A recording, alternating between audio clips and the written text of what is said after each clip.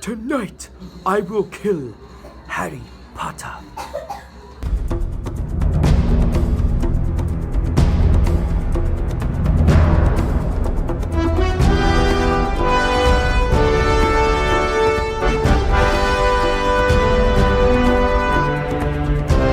What's going on, guys? It's your boy Daily Reacts TV here, back again with another review. Oh gosh, I almost forgot my hat. Oh wow.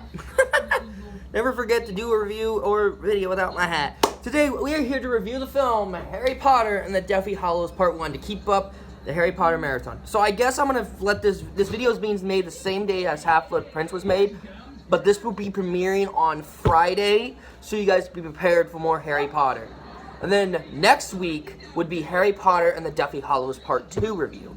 So yeah, like I said, I'm here to review one of the final Harry Potter movies, Harry Potter and the Deathly Hallows Part 1. Yeah. So the story for Harry Potter and the Deathly Hallows Part 1 starts off, Harry's not going back to Hogwarts because he wants to find all the Horcrux to destroy Voldemort. But doing so, he apparently becomes a fugitive, and now Death Eaters wants to go after Harry, so that means Hogwarts is not safe either. So Harry must do everything he can to destroy the Horcrux with the help of his friends, Hermione and Ron Weasley, while also dealing with his relationship with Ginny. Blah. So you guys know. So I know what you guys are gonna say. I cannot talk today.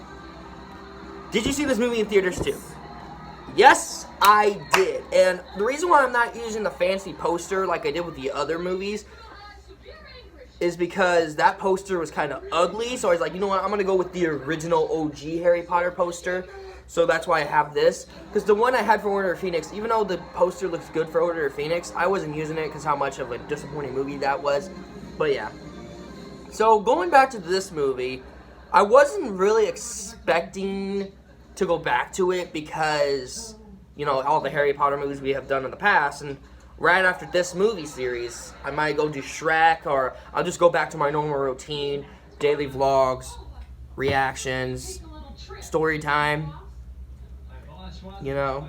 Anyways, take a break from the marathons and the reviews, so, you know. I think that's a great idea to do for after the Harry Potter movies, and they're great movies. I'm not gonna lie, like, this is a great franchise. So let's start with the good. Harry, Ron, Hermione. I don't like grits. What? Grits. Well done, like, character arcs and well done things. We're gonna get developed even more. Harry's arc, you understand where he's going through because, you know, Dumbledore died the year before that. Cedric died in year 4. Sirius Black died. Like, he's losing everyone. So I see where Harry's going through, and that's really well developed why he wants to stop Voldemort for once and for all. Bravo. Just bravo. And of course, Hermione Granger still looking smoking hot, as always. I'm sorry, I couldn't resist. But let's get to her acting. Well done, well developed, and you can see when she was crying for a certain scene, it was well bought, you know, it was well bought.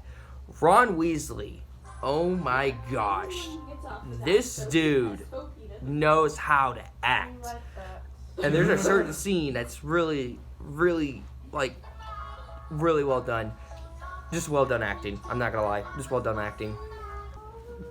So what did I think of the story of this film? Well done. Well, like, you know, we all were waiting for this moment where Harry had to basically find a way to defeat Voldemort. So one last thing they had to do, you know, is go find the Horcrux. That's cool. I like the story. I like it. The action scenes were really great. I really enjoyed them. Full on board with it. You know, it's really well done, really well developed. And now there's a scene that I will never forget, that was handled so well, and I want to give props to David Yates for this, the director of this film. He directed Order of Phoenix, Half-Blood Prince, and this one. It's the fight between Harry and Ron. I haven't thought this fight, see these two fight in a long, I haven't thought they were going to fight. Goblet of Fire, they did fight a little bit, but not as much. When they first met, we thought, oh, they're not going to fight. We know we're not going to fight. We know when they're not going to fight. Well, they fought in this movie. They're like, Ron's like, and Harry's like, you don't think I know how this feels like? You know how it feels like this? And he's like, Ron says this, and this is when I lost, and I was like, dude, you should not have mentioned that. Ron says, you don't know how this feels like. Your parents are dead. And I was like, dude, you do not say that to him. Yeah, he lost his parents at a very young age, but you don't say that to him. Like, But he has a point. He really does, actually, because I would feel bad too, but he still has a point. okay, you go back to what you're doing. But when they made up, like, near the end of the movie, I forgave him, you know, it was pretty cool. The whole crux scenes, well done, like, spot on, like, If I even touch the spot water, on. I get in trouble. And I also want to say, though, too, is the Philip with Harry and Ginny is doing really well in this movie. It's getting better and better, so I like that, yeah. Now, here's another moment in this movie that I cried still to this day. As a kid, I cried because this character was one of my favorites. Because of the wine, baby. Dobby's death. When I saw him die in this movie, Prove you wrong. every time I'm on full-on tears. I'm like that in Walking Dead.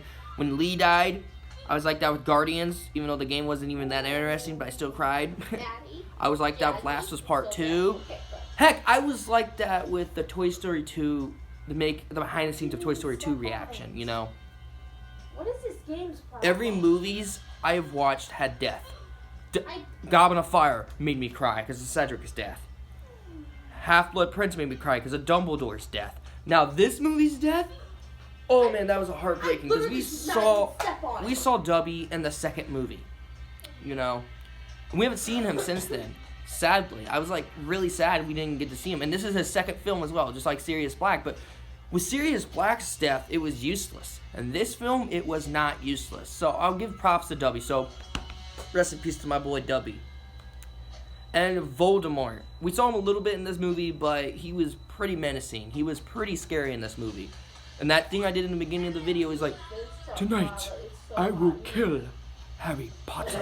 And your point is... developed very well. So yeah, guys, this is my review of Harry Potter and the Deathly Hallows Part 1. And I have one problem with it, is that the movie does get boring at times. So that's my only problem with the movie. That's my only problem. So my score for Harry Potter and the Deathly Hallows Part 1 is a 9 out of 10. Good movie, good way to start off the series. So yeah, guys, next week will be Deathly Hallows Part 2. I'm hoping you guys will see me in Orlando to review that film. If not, after Harry Potter, I might review the Shrek movies. But if not, I'm going back to my normal routines before I even reviewed the Harry Potter movies. So I'd like to know what you guys think of Harry Potter and the Deathly Hallows Part 1. Make sure to smack that like button. Also push the red button with subscribe, turn on notifications to be notified of video I make. Also go subscribe to my gaming channel in the link in the description, along with my brand new YouTube channel, Daily Reacts Movie Time. Also link in the description below. As always, I'm Daily Reacts. Take care.